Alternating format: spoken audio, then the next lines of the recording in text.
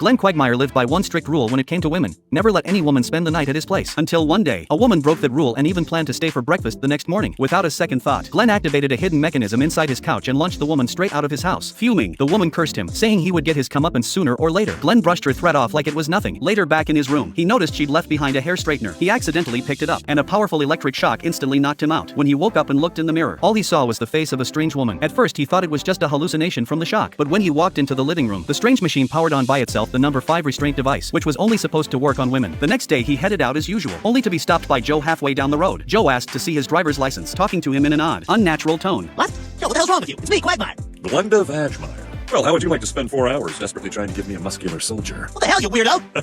I'm just having fun. Terrified, Glenn rushed straight to the hospital, only for the doctors to treat him entirely like a woman. I recognize that hysterical tone of voice. Sounds like someone's having their monthly. All right, sweetie, let me just spit on my hand and we'll get started. Yeah, get away from me, you creep! Panicked, he bolted into the restroom, and that's when it finally sank in. Everyone in the whole world saw him as a woman. He remembered the curse the woman had laid on him the morning before and knew his karma had caught up. In the end, Quagmire decided to turn his whole life around, leave his old identity behind, and start a brand new life as his new self.